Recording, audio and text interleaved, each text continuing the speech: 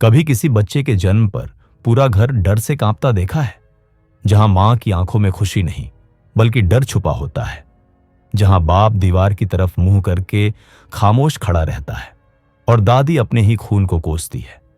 कल मुंही है, घर खा जाएगी। ये कहानी उसी घर की है जहां बेटी का जन्म अभिशाप मान लिया गया, जहां मान्यता इंसानियत से बड़ी हो गई और जहां एक तेंत्र प्रेम, पाप और प्रायश्चित तीनों की प्रतीक बन गई।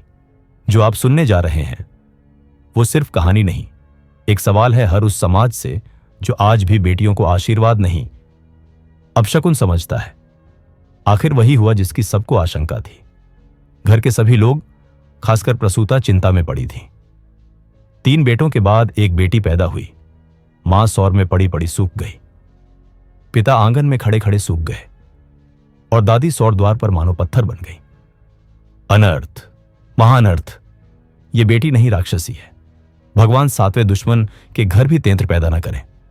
पिता पंडित दामोदर दत्त, शिक्षित आदमी, शिक्षा विभाग में नौकरी, पर उस परंपरा को कैसे मिटाते जो बचपन से दिल में बोई गई थी कि तीसरे बेटे के बाद पैदा होने वाली बेटी अभागिन होती है। या तो पिता को ले जाएगी, या मां को, या खुद को।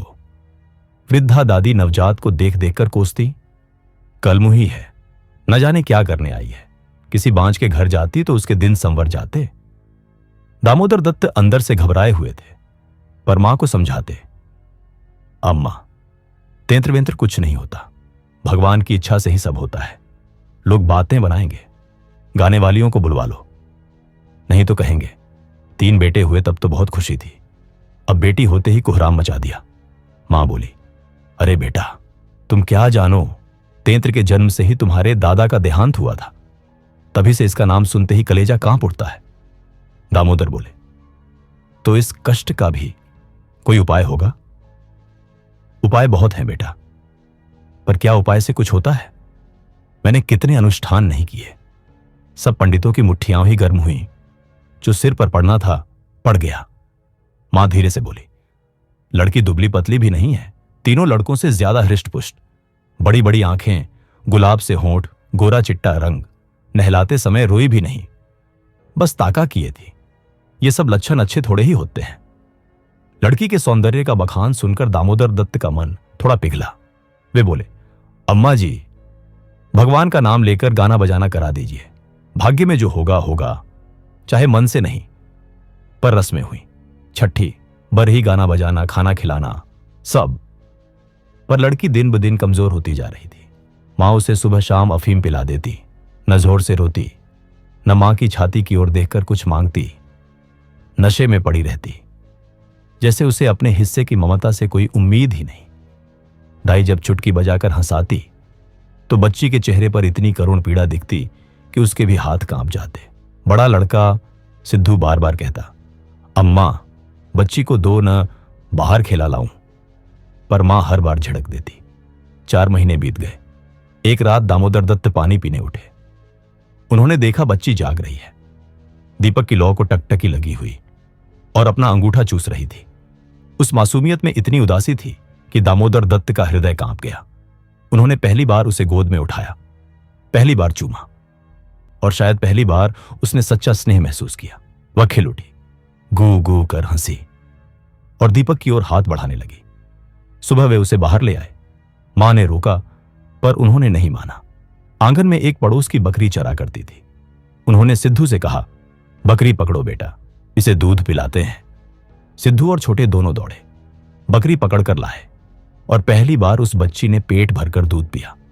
उसका मुरझाया चेहरा खिल उठा। वो हुमक हुमक कर हंसने लगी। उस दिन से सिद्धू को नया खेल मिल गया। वह रोज उसे बकरी का दूध पिलाता। बकरी को भूसी खिलाकर इतना परचा लिया कि वो खुद आ जाती थी। 1 महीने में लड़की फूल सी खिल उठी, चेहरा दमकने लगा, आंखें चमक उठी। मां उसे देखकर हैरान, ये तो मरने आई थी ना, फिर दिन दिन निखर कैसे रही है। दादी और ज्यादा घबराई। उसे लगा ये तो सांप को दूध पिला रहे हैं। वह कन्या की ओर देखना भी नहीं चाहती थी और बहू पर शक करती, तू ही इसे चुपके से दूध पिलाती होगी। उधर बहू का मन पति का प्यार देखकर धीरे धीरे बच्ची से जुड़ने लगा था, पर डर के कारण खुलकर दुलार भी नहीं सकती थी। 2 महीने और बीत गए, कोई अनिष्ट नहीं हुआ। दादी बेचैन हो गई। मेरी बात गलत कैसे साबित हो सकती है? अंत में उन्होंने बीमारी का नाटक रच दिया। छाती में दर्द का बहाना, कराहना, रोना, और पूरा घर मान गया कि तेंत्र अशुभ है। दामोदर दत्त रोते हुए भागवत पढ़ते, सोचते, मेरी मां के बदले ये बच्ची क्यों लेगी? इसका क्या दोष? 1 हफ्ते बाद दादी ठीक भी हो गई, पर इल्जाम बच्ची पर ही रहा। घर भर में हो हल्ला मच गया। ये तेंत्र है, अनर्थ करेगी, अपशकुन है।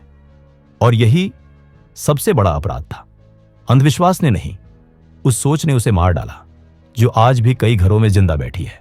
सोचिए, अगर आज भी तेंत्र जैसी मान्यताएं कहीं किसी बेटी के लिए जहर बन रही हो, तो दोष किसका है?